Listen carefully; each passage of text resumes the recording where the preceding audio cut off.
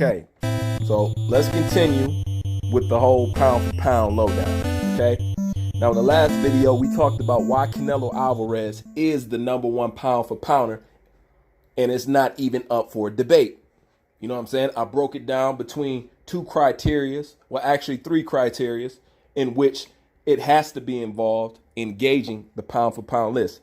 That was resume, accomplishments, and fighting style. Okay, so since Canelo Alvarez never seems to make people's pound for pound, and we're just totally Xing him out, now we're going to have to reevaluate it from the standpoint of Lomachenko and Terence Crawford, okay, with everybody else dwindling below, okay? The reason why I will not compare these two resumes is simply because resume obviously is not what people are going off of when they're doing this pound for pound list, because they put Vasily Lomachenko over Canelo Alvarez. Okay, so it's obvious it's not based on resume. Okay, it's obvious. Okay, now the next thing we have to go on to determine whether Crawford or Lomachenko is pound for pound number one would have to be accomplishments, right? And this is where the smoke gets thick, because I can honestly tell you it looks weird when you try to give Lomachenko credit for something he might do and is on his way to doing over a man who has done what he is trying to do. Do I need to say that again? You can't give one man credit for almost completing something that he has not done yet and give that person credit over the person who has completed the goal that they're trying to accomplish. That's very simple. Do we need to spend a lot of time here? That's very simple. Okay? And as far as resumes go, well, as you know, I pretty much don't like fanny nanny, but I have this disease, and some would call it a sickness, to give props when props are deserved. Fanon has a video out there for you Lomachenko fans who wants to go back and forth with the whole Terence Crawford thing, talking about resume specifically. I'm not going to get into it, but that's a video you guys can go watch and have an answer for those that want to get into resume.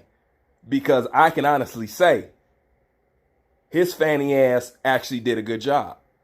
You know what I'm saying? But I'm going to digress on that, okay? Because we're on accomplishments now. Terence Crawford has already done what Lomachenko is attempting to do, okay? And like I said, it's obviously they're not talking about resume because they're excluding Canelo Alvarez. Now, I know what some Lomachenko fans, and I know what some Lomachenko fanboys, and I know what the Lomosexuals are going to say. How can you talk about accomplishments when he became a champion in such and such fight? Nobody has done that, this, that, and the third, right? Right? Now, I've been eating that, you know what I'm saying? And I've been accepting that up until, listen very closely now, up until the Anthony Yarde fight. Because when I gave my assessment on Anthony Yarde, and you can go to that video right now and go in the comment section, everybody was telling me to give Anthony Yarde a break because he only had like 12 amateur fights. Let me see if you catch that. They told me to give Anthony Yarde a break because he didn't have a lot of amateur experience. Go in the comment section and go check it out. Let me tell you how that screws over Lomachenko. Because you guys want me to have sympathy and take into credit that Anthony Yarde did not have a lot of amateur experience, so you need to give him a break because he's competing on this level with such low experience in the amateurs. Well, Lomachenko overstayed in the amateurs, have 300, 400 something fights. So let me tell you this. You can't say that you need to relax off Anthony Yarde because he doesn't have a lot of amateur experience And then you have a person who overdid it in the amateurs, have like 400 fights. Then he comes in and then he has a fight within 2 or 3 fights and become champion. And you guys think that that is a great accomplishment, negating the fact he has to move like that, because if Lomachenko was to come out of the amateurs and to move and have a normal career like everybody else, he'd be fucking 40 by the time he get 20 fights. Easy. So you see the reason for him having to move that way. And how, if Anthony Yarde, not having a lot of experience in the amateur, damage him or basically capacitates him to a certain degree when he gets to an elite level, how does that hold him back?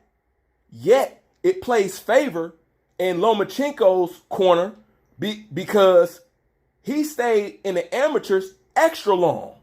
And then he came into the amateurs. So in layman's terms, you can't ask me to give credit to Anthony Yarde because he did something without a lot of amateur experience. Then you also want me to take into consideration that Lomachenko needs credit for being a champion within 2 and 3 fights, but he has an extensive amateur career. Now, does that make sense to you?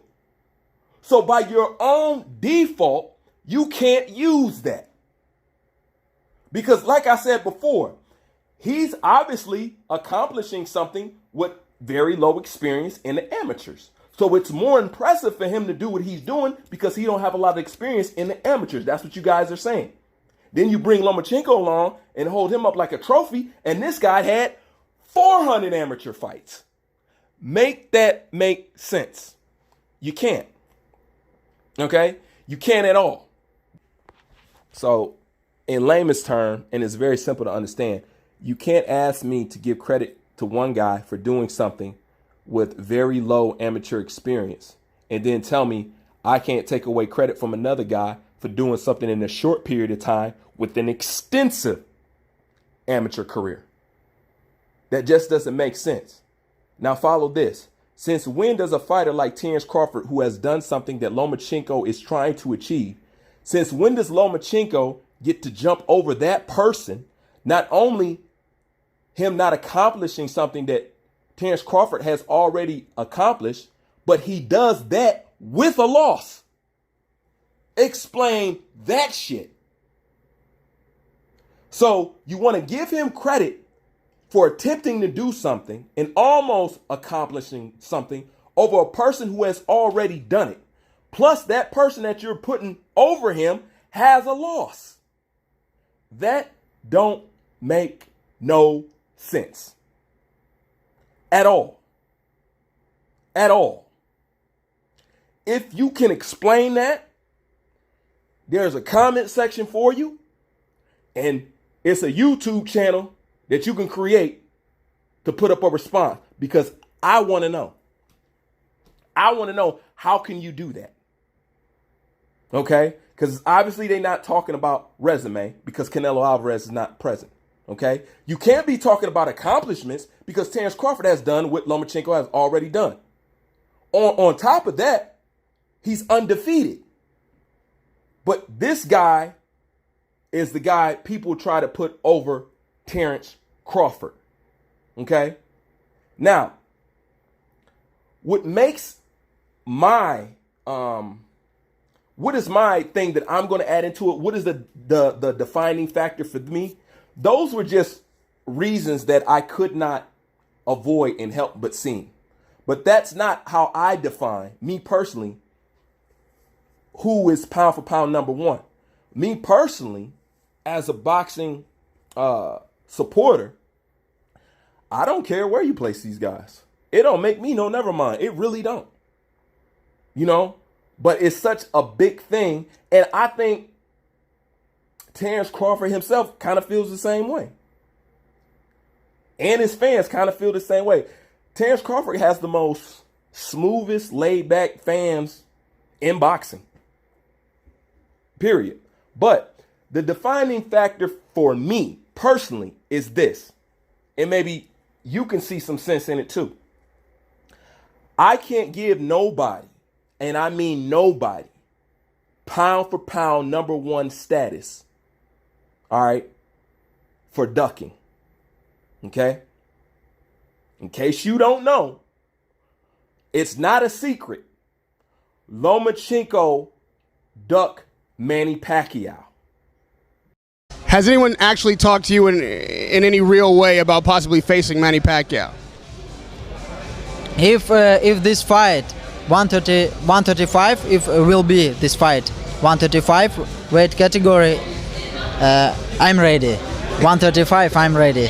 More questions. As far as Bob Arum, I know people have asked you. He wants to see you fight Lomachenko.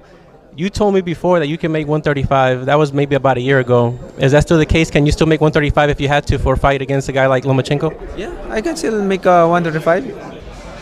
If this fight 135, if will be this fight 135 weight category, I'm ready. 135, I'm ready.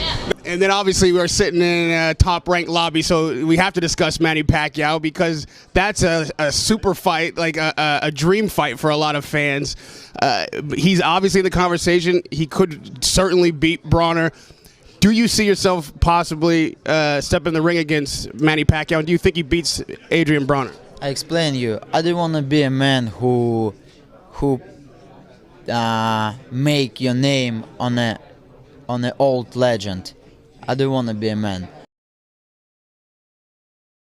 Did you hear this week Bob Arum and everybody's saying they want you and Pacquiao at 135? Yeah. You're smiling. I like this fight, but you know, I'm too small for this fight.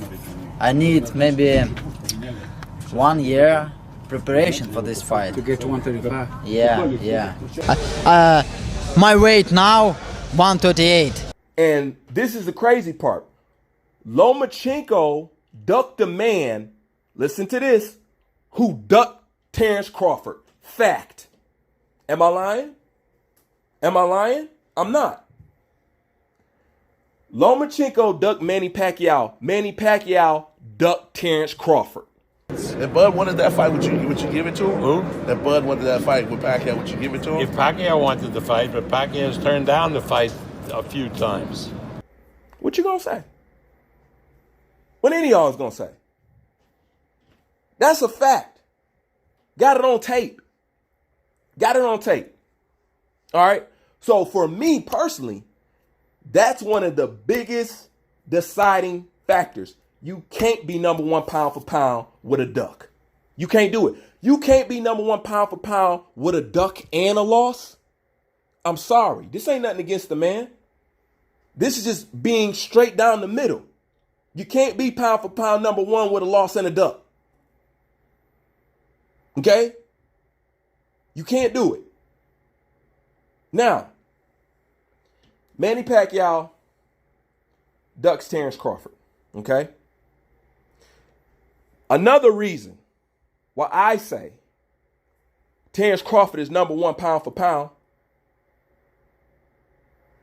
is because Lomachenko says so. They should vote who's the #1. Who do you think's #1 right now? Кто ты думаешь сейчас #1? Я думаю, что это Crawford. Crawford. Now, there it is. Even though he's saying something different. Now, when you guys did ask him, he told you Crawford is #1.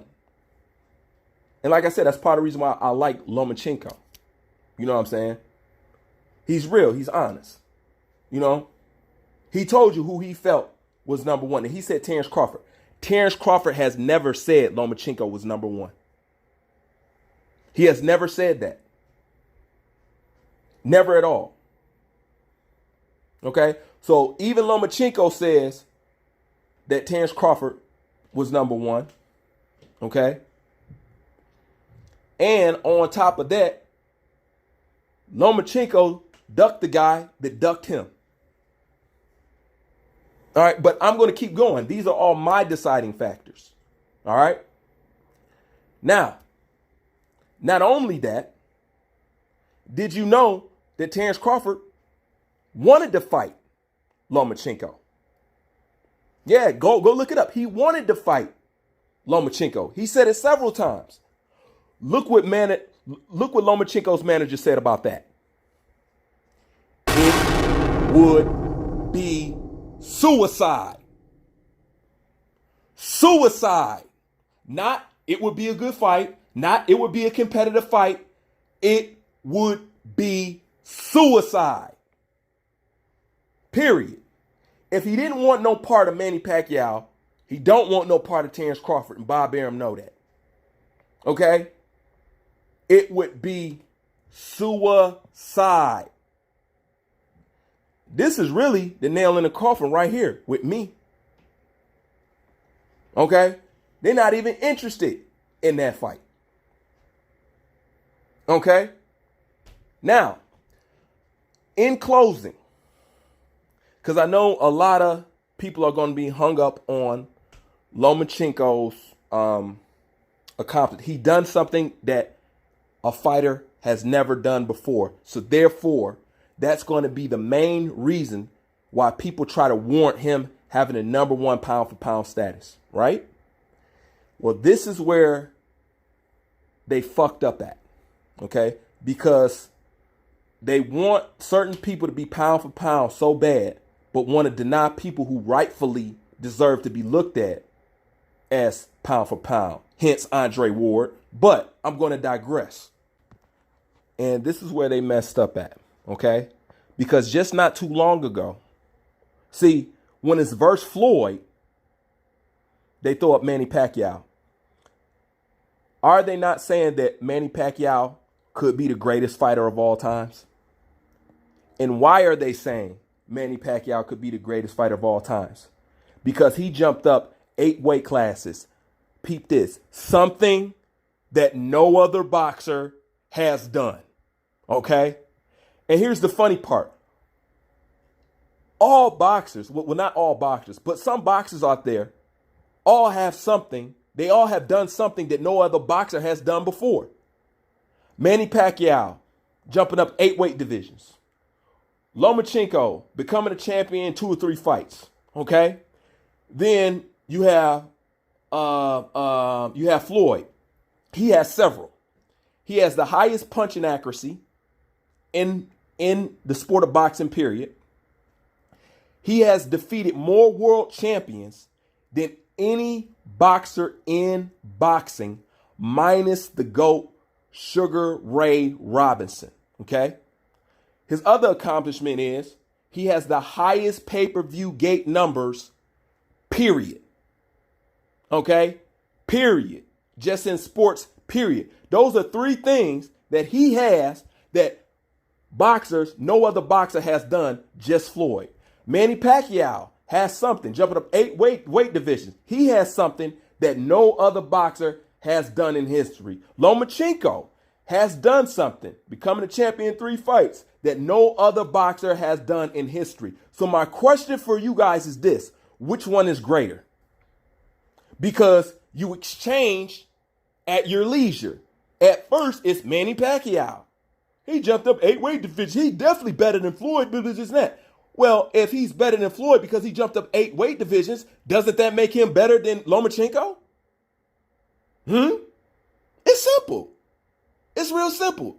See, and this is where all that bullshitting, it always trips over its own feet. Whenever you're dealing with bullshit, it will be loopholes where you can catch these guys.